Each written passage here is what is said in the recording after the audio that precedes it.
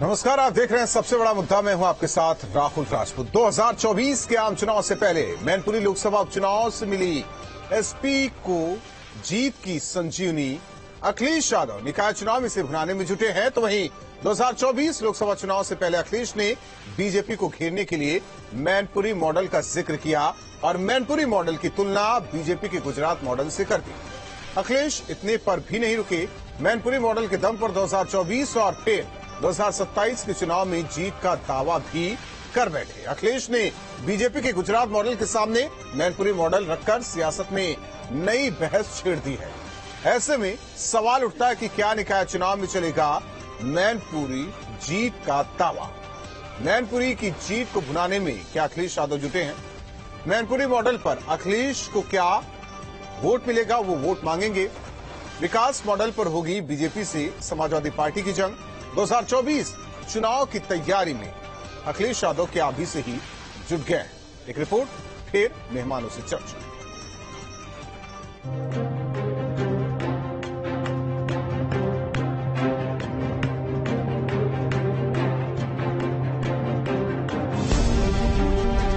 इटावा में चौधरी चरण सिंह की जयंती पर एक कार्यक्रम में अखिलेश यादव शामिल हुए। इस कार्यक्रम में अखिलेश यादव ने बीजेपी पर जमकर निशाना साधा। इस दौरान उन्होंने बीजेपी के गुजरात मॉडल के सामने मैनपुरी मॉडल रखकर नई बहस छेड़ दी कि मैनपुरी मॉडल ने गुजरात मॉडल को फेल कर दिया है। गुजरात मॉडल के पढ़ने वाले लोग अब मैनपुरी मॉडल पढ़ रहे हैं। वो लोग बीजेपी के न जाने क्या क्या सपने देख रहे थे। वहीं अखिलेश ने मैनपुरी मॉडल के दम पर 2024 और 2027 के चुनाव में जीत का दावा भी किया। जहां हमारे सामने 2024 है, वहीं हमारा 2027 भी है और हमें उम्मीद है कि अब तो चाचा भी साथ आ गए हैं। मैनपुरी मॉडल भी तैयार हो गया है। न केवल हम लोग 24 जीतेंगे, बल्कि 27 में भी इतिहास बनाने का काम करने जा रहे हैं। दरअसल पूर्व प्रधानमंत्री चौधरी चरण सिंह की जयंती पर अखिलेश यादव ने उनकी प्रतिमा पर माल्यार्पण किया और उसी कार्यक्रम में ये बयान भी दिया था। इनके सिंह सर हमारे साथ जुड़े हैं मेहमान वरिष्ठ पत्रकार संजय चौधरी जी, प्रवक्ता बीजेपी, प्रोफेसर भुवन भास्कर जोशी जी, प्रवक्ता समाजवादी पार्टी, जहार अली जी, प्रवक्ता एसबीएसपी। आप सभी मेहमानों का स्वागत है। संजय चौधरी जी, अखिलेश यादव कह रहे हैं कि बीजेपी के नेता, बीजेपी के लोग अब तो मैनपुरी मॉडल पढ़ रहे हैं। आपने भी पढ़ा है क्या? बिल्कुल पढ़ा है। जो पढ़ा वो तो बता दीजिए।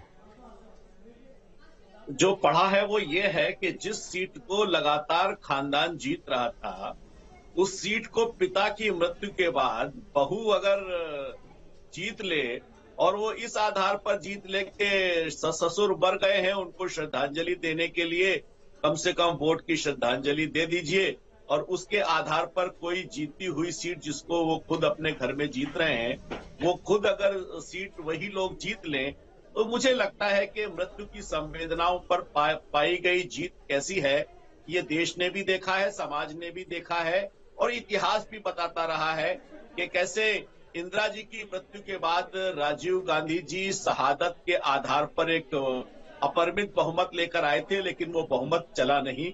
उसके बाद कांग्रेस की स्थिति क्या हुई, राजीव गांधी की स्थिति क्या हुई, ये सब लोग जानते हैं, मानते हैं, पहचानते हैं और स्वीकारते हैं। तो मुझे लगता है कि इसी आधार पर अगर मैनपुरी के जीत को देखा जाए तो ये मैनपुरी की जीत बिल्कुल वैसी ही है जैसे किसी की मृत्यु के बाद संवेदनाओं के पर सवार होकर लोग जीत के शिखर पर पहुंच जाते हैं। लेकिन ऐसी जीत वास्तव में भावनाओं की जीत होती है, वो विकास की जीत नहीं होती, समस्याओं के समाधान की संजय जी, आपने जो पढ़ा है मैनपुरी मॉडल का सिलेबस, आपने तो बता दिया। प्रोफेसर भुवन जी से जानना चाहते हैं, आखिर मॉडल है क्या? बीजेपी तो कुछ और कह रही है, अखिलेश यादव कुछ और बता रहे थे। जरा समाजवादी पार्टी भी बता दे जो Mainpuri model versus Gujarat model हो रखा है। मैनपुरी का जो मॉडल है, मैं समझता हूं वो मॉडल है गंगा जमुना तहजीब का, वो मॉडल है नफरत की राजनीति का अंत का, वो मॉडल है माननीय मुलायम सिंह जी जो पूरे जीवन में धर्मनिरपेक्षता को बचाने के लिए लड़ते रहे, उसका मॉडल है। और लोगों के तरक्की का, खुशहाली का, इस राज्य का, इस प्रदेश का, इस देश का, वो मॉडल मैनपुरी का मॉडल है। निश्चित तौर पर जो हमारे नेता माननीय अखिलेश यादव जी ने कहा है, उस मॉडल से प्रभावित होकर निश्चित तौर पर उत्तर प्रदेश की और देश की राजनीति बदलने वाली। हालांकि क्या इसी मॉडल के आधार पर वोट मांगा जाएगा आने वाले दिनों में? इजहार अली जी, चर्चा होने लगी है, एक नई बहस छिड़ गई है मैनपुरी मॉडल की। ये विकास को लेकर है या वोट मांगने को लेकर है, ये जरा समझ से परे है, कोई समझा नहीं पा रहा। आपको कुछ समझ में आया तो आप भी समझा दीजिए। जो बीजेपी के लोग भी पढ़ रहे हैं, हो सकता है कि विपक्षी दल जो आप तक कल तक सहयोगी थे, आप लोग भी पढ़ रहे होंगे उस मॉडल को। राहुल जी, हमको तो आज नया ये इजाद हुआ है कि मैनपुरी मॉडल। अब हमको तो पहले कोई इसकी परिभाषा बताए, मैनपुरी मॉडल है क्या? मैनपुरी तो चर्चा में जब आई माननीय नेताजी के निधन से, चूंकि वो देश के बड़े नेता थे, पिछड़े और दलितों और अल्पसंख्यकों के वो नेता थे। अब वो चूंकि इस दुनिया में नहीं है, उनके निधन के बाद ये सीट खाली हुई तो ये आई वजूद में। और आपने देखा कि नेताजी ने कैसी राजनीति स्थापित की इस प्रदेश में कि उनके न रहने के बावजूद भी सीट उनको श्रद्धांजलि के रूप में उनको वोट दिया। अब यह श्रद्धांजलि को कितने दिन भुला ले जाएंगे, ये इनके ऊपर निर्भर करता है कि बैटरी चार्ज कितने दिन चला ले जाएंगे। हालांकि 2024 के परिणाम जो आएंगे वो आप बहुत चौंकाने वाले होंगे, वो आप देखेंगे, पूरा देश देखेगा। अब मैनपुरी का मॉडल क्या है, हम तो आज पहली बार सुने, हम तो बड़ा ताज्जुब में है कि मैनपुरी में भाई ऐसा क्या हो गया। भाई आदमी मॉडल की जो देता है, जो जोशी जी बैठे हैं, आप सही पूछो अगर राहुल जी, मैं आपको दिल की बात बता रहा हूँ, इनको खुदा नहीं मालूम होगा मैनपुरी मॉडल क्या है। अब देखिए मैनपुरी मॉडल आपने पूछा तो बता दिया गंगा जमुनी तहजीब। अरे गंगा जमुनी तहजीब तो पूरे देश और प्रदेश में होनी चाहिए, वो खाली मैनपुरी में होना चाहिए क्या? मैनपुरी में तो मुस्लिम बहुत नाम मात्र के हैं बेचारे, वहां तो ज्यादातर आप ही की संख्या है, मुस्लिम की संख्या 60-70 हजार है, वहां आप है 4.5 लाख। तो इनको खुद ही नहीं मालूम है, बगैर कोचिंग करके आ गए हैं। क्या खैर चलिए कोई बात नहीं। मैनपुरी देखिए, अखिलेश जी सब सरकार में थे तो इन्होंने आगरा एक्सप्रेसवे बनाया, रिवर गोमती फ्रंट बनाया, स्टेडियम बनाया, सब कुछ बनाया। ठीक है, आपने बनाया, आपने अच्छे के लिए बनाया होगा, लेकिन 2017 के जो चुनाव परिणाम आए उस पे प्रदेश की जनता ने मोहर लगा दिया है कि इसको हम नहीं एक्सेप्ट करते। भाई एक बात बताओ, जो किसान गांव में है, जो मजदूर खेती कर रहा है, या जो मजदूर मजदूरी कर रहा है, या इसको जो जिनके पास गाड़ी नहीं उसको आगरा एक्सप्रेस क्या लेना देना है? या मजदूर किसान जाएगा स्टेडियम में बैट बल्ला खेलने, अरे वो सुबह निकलता है, शाम तक मजदूरी करता है, तब उसका पेट पलता है। तो आप ये बताइए, स्टेडियम बना देने से क्या उनका भला हो जाएगा? आप किसानों के उत्थान के लिए, मजदूर और शोषित वंचित पीड़ित समाज के लिए अगर तो उत्थान का काम किए होते तो आपको वही समझना चाहते हैं कि ये विकास मॉडल की बात की जा रही है या फिर ये जीत के मॉडल की? 224 सीटों के साथ आपको प्रदेश की जनता ने माननीय मुलायम सिंह और शिवपाल यादव जी के संघर्षों के दम पे आपको मुख्यमंत्री सौंपा, आपने ऐसा मॉडल दिया। ठीक है, देखिए ये पुरानी बातें क्यों बार बार कुरेद रहे हैं इजहार जी, सब जानते हैं, रहने दीजिए उसे। ठीक है, एनके सिंह सर नहीं, हमारे साथ एनके सिंह सर हैं इस पैनल में, इजहार अली जी जरा उनको भी सुन लीजिए। एनके सिंह सर देखिए, एक तो Mainpuri model versus Gujarat model, चाचा साथ आ गए हैं, 24 और 27 की बात अखिलेश यादव ने कह दी है। आप क्या समझ पा रहे हैं जो समाजवादी के बड़े नेता इस वक्त अखिलेश यादव समझाना चाह रहे हैं?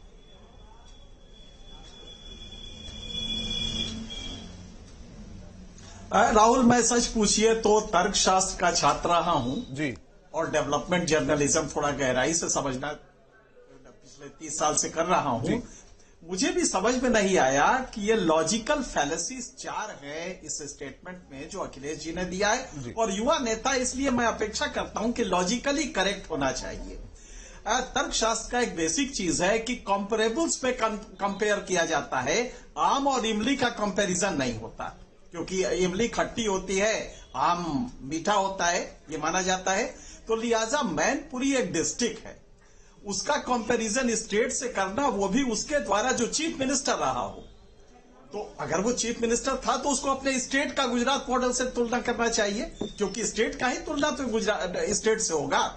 दूसरा, आपने बिल्कुल सही कहा कि अगर ये डेवलपमेंट को लेके है तो डेवलपमेंट का ऐसा कौन सा पैरामीटर है जो सिर्फ मैनपुरी में हुआ है, और ये तो आरोप है फिर कि आपने अपने इलाके को तो बढ़िया कर दिया एक कॉन्स्टिट्यूएंसी को, बाकी उत्तर प्रदेश छोड़ दिया, तो ये लॉजिकली यहां भी गलत है। तीसरा इसमें यह है कि अगर वो ये कहना चाहते हैं कि गुजरात मॉडल फेल मॉडल था, तो गुजरात तो जाना जाता है विकास के लिए, हालांकि हम उसके बहुत बड़े आलोचक हैं। वो मॉडल दरअसल वो गलत था और उसमें सिर्फ ऊपर के किसानों का ही भला हुआ, क्योंकि वाजपेयी जी से मिलके 2003 में उन्होंने कपास का एक्सपोर्ट खुलवा दिया, जिसकी वजह से कपास का दाम जो इंटरनेशनल मार्केट में बढ़ा, तो जबरदस्त उसमें जीडीपी ग्रोथ हुआ और वहां के बड़े किसानों को फायदा मिला। यही वजह है कि आज भी बीजेपी के साथ छोटे किसान नहीं जुड़े हैं। तो वो एक मॉडल गलत था, वो एक अलग बात है। लेकिन जो आज तुलना की है अखिलेश जी ने, मुझे लगता है कि लॉजिकल इतना हल्का लॉजिक देना कभी कभी ये काउंटर प्रोडक्टिव हो जाता है। उनके पास थे, बिल्कुल सही कहा अभी प्रवक्ता ने, कि उनके पास रोड्स थे, बहुत अच्छे रोड्स दिखा सकते थे और उस जमाने में रोड्स बहुत फास्ट बने थे, इसमें कोई तो राय नहीं। इवन डेवलपमेंट के कुछ पैरामीटर है जो अखिलेश के शासन में अच्छे रहे हैं। तो बजाय उसके दिखाने के, अगर आप एक हल्की सी बात की मैनपुरी की तुलना आपने गुजरात से कर दी और कहा साहब मैनपुरी, अब इसका ये एक्सप्लेनेशन देना कि साहब ये समाज को बांटने वाला नहीं है, जोड़ने वाला है। अरे भाई, तो यूपी में थे तो यूपी में जोड़ते। उदाहरण तो आप यूपी का देना चाहिए ना। आप यूपी का उदाहरण छोड़ के कोई चीफ मिनिस्टर अगर अपने होम स्टेट का या अपने पत्नी के कॉन्स्टिट्यूएंसी का उदाहरण देगा, तो ये मेरे ख्याल से एक बहुत ही हल्का लॉजिक है। मुझे लगता है इसे बचना चाहिए। कम से कम अखिलेश यादव को यंग है, फिर पढ़े लिखे हैं, तो मुझे लगता है कि मॉडर्न हवा में लॉजिक का लॉजिक बहुत ही स्ट्रांग होनी चाहिए, जो लैग कर रहे हैं, और ये इससे नुकसान हो सकता है। मैं अपेक्षा करूंगा कि उनके जो लोग हैं बजाय डिफेंड करें, कि उनको बताएं कि भाई आप तुलना कीजिए, आप यूपी के आपके अपने पैरामीटर हैं जो हम लोग भी बताते हैं, लेकिन आप ये भी देखिए कि गुजरात किस बात के लिए जाना जाता है। गुजरात तो विकास के लिए जाना जाता है, आप उसको ब्लास्ट कीजिए। आप बताइए कि यूपी मौसम में चाइल्ड मॉर्टेलिटी के पैरामीटर हमारे बेटर थे गुजरात से। अगर आप ये कहते तो समझ में आता है, जो सच है। मुझे याद है कि मैंने मोदी जी से पूछा था कि गुजरात मॉडल का एक्चुअली है क्या, तो उन्होंने लॉ एंड ऑर्डर को लेकर चर्चा की थी, जब नए गए थे तब की बात है। तो गुजरात मॉडल एक है जिसको आप क्रिटिसाइज कर सकते हैं, उसके लाभ भी बता सकते हैं, लेकिन ये कहना कि मैनपुरी मॉडल गुजरात मॉडल से अच्छा है, ये बिल्कुल किसी के समझ में नहीं आ रहा है। मैं खुद परेशान हूं कि इससे वो कम्युनिकेट क्या करना चाहते हैं। प्रोफेसर भुवन जी, हर चीज में अब मैनपुरी का नाम लिया जाएगा, चाहे मॉडल हो, चाहे जीत हो। राजपूत जी, निश्चित तौर पे मेरे ख्याल से मॉडल समझ में सबके आ रहे हैं, लेकिन समझना कोई नहीं चाह रहा है।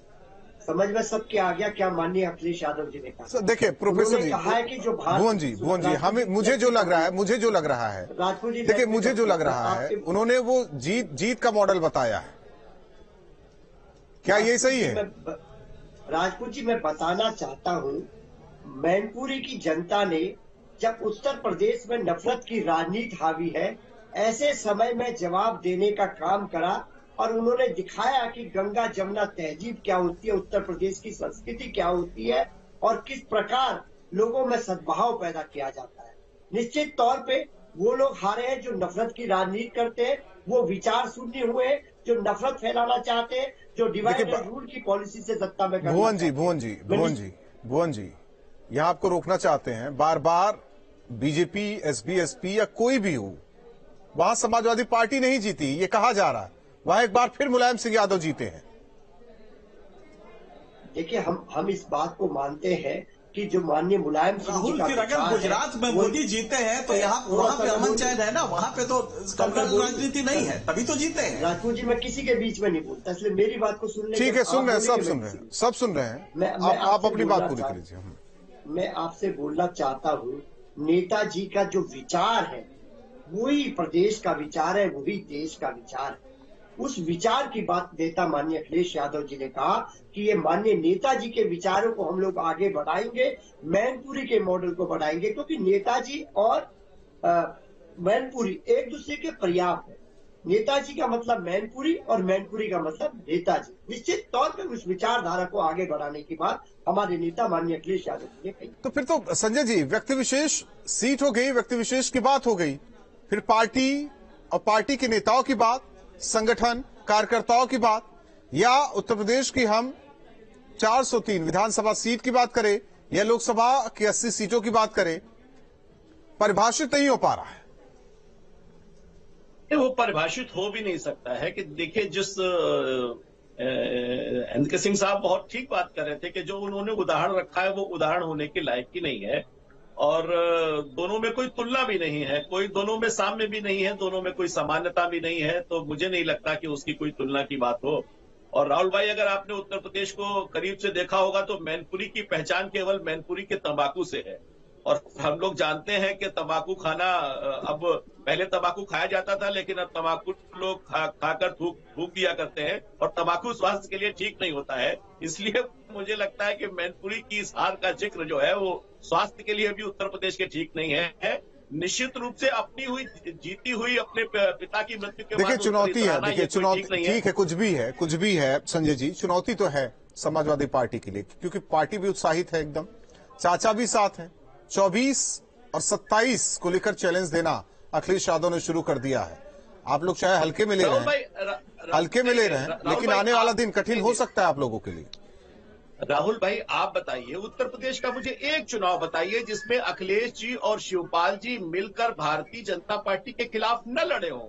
ये मिलना तो वैसे ही है कि हर चुनाव में मिलना और हर चुनाव के मिलने के बाद बिछड़ना, तो इसको कोई बड़ा इवेंट बना देना। और मुलायम सिंह यादव जी के प्रति भाजपा भी श्रद्धा रखती थी, लोग भी रखते थे, और मुझे लगता है कि इस प्रकार जो भारत की राजनीति में हजारों उदाहरण पड़े हैं कि मृत्यु के बाद संवेदनशीलता, ठीक है, उसे छोड़ दीजिए। इजहार जी परिवार साथ है, कार्यकर्ता उत्साहित है, सवाल इस बात को लेकर है कि हो सकता है आने वाले दिनों में आप लोगों की भी जगह न बचे, समाजवादी पार्टी जिस तरीके से टारगेट कर रही है। राहुल भाई, आप ही देखिए ना, एक मिनट संजय जी, राहुल जी, आप बात समझिए हमारी। देखिए, इनके पास बताने के लिए कुछ है ही नहीं, क्योंकि जब ये सरकार में थे इन्होंने तो कोई काम ही नहीं किया। और रही बात हमारी जगह की, हमारा इस्तेमाल कर चुके हैं। इन्होंने टेबल पे बुलाया, टेबल टॉक हुई। अब टेबल की बात मैं केबल पे नहीं लाना चाह रहा हूँ, टेबल टॉक हुई, उसके बाद मुझे से पत्र लिख के हमको मुक्त कर दिया जाता है। तो जो इनका ठगने का काम है समाजवादियों का, इन्होंने बाखूबी सभी को ठगा है, चाहे कांग्रेस हो, चाहे बहुजन समाज पार्टी हो, चाहे हम हो। अब इनके पास गठबंधन करने के लिए प्रदेश में कोई दल नहीं है। बगल के किसी देश से ये कोई पार्टियां ले, उससे गठबंधन कर ले, वो एक अलग विषय है। दूसरी बात मैं आपको बता दूं कि देखिए, जब ये सरकार में थे, SBSCP के जो प्रवक्ता है देश और प्रदेश को गुमराह कर रहे हैं। पॉइंट, अरे सुन लीजिए जोशी जी, सुना करिए। जब ये सरकार में थे, सन 2013 की हाईकोर्ट की जो आदेश था कि भर राष्ट्रीय लोकदल लगातार हमसे गठबंधन में है, आप देश और प्रदेश को क्यों गुमराह कर रहे हैं? आप गलत बताने का काम कर रहे हैं। सफलतापूर्वक हमारा लोकदल का गठबंधन चल रहा है भाई। तो आप जब ये 19 में हमारा गठबंधन, 22 में हमारा गठबंधन, ये विपक्ष में है तब ये कर देंगे तो वो कर देंगे। अरे भाई, जब आप जनता के मुद्दों का काम नहीं करेंगे, जो जनता के मुद्दे हैं उन पे काम नहीं करेंगे, तो आपका हाल यही होगा। क्योंकि अब इनके पास बताने के लिए कुछ है ही नहीं, जनता ने सब कुछ नकार दिया। क्योंकि सरकार में जब होते हैं तो बड़ी बड़ी बातें करते हैं। तो जो जनता के मुद्दे हैं, आप इजहार जी आगे तो देख लिया जाएगा, ये तो देखिए, ये आगे देख लिया जाएगा। एनके सिंह सर, ये तो पार्ट रहा कि नहीं, आगे देखेंगे ना अभी 24 में, उससे पहले निकाय चुनाव में देख लेंगे, 24 में देख लेंगे, 27 में भी देख लेंगे। क्या ये तमगा हटेगा या नया मेडल लेकर अखिलेश यादव आएंगे सामने? अब तो सब कुछ जिन चीजों की बात कर रहे हैं वो चीजें भी हो रही हैं आप लोगों के मुताबिक। तो एक स्वस्थ परंपरा रहे, स्वस्थ विपक्ष और सत्ता पक्ष रहे, चर्चा होती रहे। एनके सिंह सर, मॉडल की तो बात हुई, लेकिन आप क्या देख रहे हैं समाजवादी पार्टी का भविष्य? और जिस तरीके से अभी चाहे अखिलेश यादव मैनपुरी की बात कर रहे हो, उस जीत से उत्साहित हो या हम कह रहे हैं अति उत्साहित हैं, लेकिन हाँ, आने वाला दिन तमाम पार्टियों के लिए क्या मुश्किल राह बन सकते हैं अखिलेश यादव?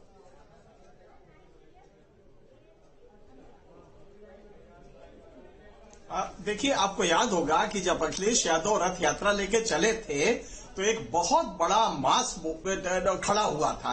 रात में जब लीडर मोबाइल था, देखिए रैली की बात दूसरी होती है, रैली में लीडर स्टैग्नेंट होता है और जनता आती है वहां पे, लेकिन यहाँ पे लीडर मोबाइल होता है और रात के 4 बजे 2 बजे भीड़ लग रही थी। तो अखिलेश यादव को फिर से एक बार मासेस में जाना पड़ेगा, और वो पोटेंशियल है, लेकिन मासेस में क्या जाने का वो कुवत है? क्या वो स्ट्रक्चर, ऑर्गेनाइजेशनल स्ट्रक्चर उस तरह से गैल्वेनाइज कर रहे हैं? अभी भी चाचा का स्ट्रेंथ क्या है? चाचा कोई मास लीडर थोड़ी है। चाचा तो ऑर्गेनाइजेशनल स्ट्रक्चर को मजबूत कर सकते हैं, तो चाचा का सपोर्ट लीजिए, लेकिन निकलना आपको पड़ेगा, और अगर आप निकलेंगे तो उसका असर पड़ेगा, लेकिन वो रात में निकलना पड़ेगा, इस ठंड में भी निकलना पड़ेगा। जब तक ये जज्बा नहीं लाएंगे, बीजेपी को काउंटर करना बेहद मुश्किल है, क्योंकि उसका वो 24 आवर्स जॉब है, वो इलेक्शन में मोड में रहती है। लिहाजा किसी भी पार्टी के लिए, अखिलेश के लिए ही नहीं, सभी अपोजिशन पार्टी के लिए एक बड़ी चुनौती है कि बीजेपी को काउंटर कैसे करें, और वो काउंटर सिर्फ तब हो सकता है जब आप मैनपुरी का मॉडल छोड़ के आप अपनी इमेज और मासेस के साथ आप पूरी तरह जुड़े। उसके लिए आपको सड़क पे आना पड़ेगा। क्या अखिलेश इसके लिए तैयार है? और वो भी तब जबकि टेम्परेचर 6 डिग्री और 8 डिग्री हो रहा हो। जोशी जी, कुछ बातें समझ में आई? मैं पहले तो एसपी के प्रवक्ता साथी को जवाब देना चाहता हूँ। तो छोड़ दीजिए ना, लगातार हमारा, आपकी पार्टी की अच्छी बातें हम लोग कर रहे हैं, जाने दीजिए। अरे भाई, मैंने वही बता जो मुद्दों की बात की, उसमें कौन सा मैंने आपको गलत कह दिया? अपने समय में भी बोलेंगे, हमारे समय में बोलेंगे। जोशी जी चाह रहे थे कि बेहतर चर्चा हो, बेहतर चर्चा हो। आपके पास आप मुद्दाहीन पार्टी है। निसार जी, आप बोलने नहीं दे रहे, जोशी जी को बोलने दीजिए। देखिए, मैं कहना चाहता हूँ, ये देश और प्रदेश को गुमराह कर रहे थे गठबंधन में। राष्ट्रीय लोकदल से हमारा गठबंधन कितना पुराना है, जरा पूरा देश और प्रदेश जानता है। जोशी जी, मैं समाजवादी पार्टी के भविष्य की बात कर रहा हूँ, रणनीति की बात कर रहा हूँ, आप उनकी बात करने लगे। आप लोग देखिए, आप मानिए ना मानिए, आपको सत्ता पक्ष और जो पार्टियां हैं जिस चीज में घिरना चाहती है, आप लोग उसी में घिर जाते हैं। उससे निकलिए तो बेहतर होगा उत्तर प्रदेश, बेहतर होगी समाजवादी पार्टी। बहुत बहुत धन्यवाद आप चारों मेहमानों का हमारे साथ जुड़ने के लिए। जाहिर तौर पर जिस तरीके से Mainpuri model versus Gujarat model, आखिर बताने की क्या कोशिश है समाजवादी पार्टी प्रमुख अखिलेश यादव की, क्या इस जीत से उत्साहित है समाजवादी पार्टी, और भविष्य जिस तरीके से समाजवादी पार्टी के नेता बता रहे हैं 24 और 27 के चुनाव को लेकर, चाचा भी साथ आ गए, लेकिन क्या यही जोश आगे भी बरकरार रहेगा, ये भी एक बड़ा सवाल है। सबसे बड़ा मुद्दा मेरे पास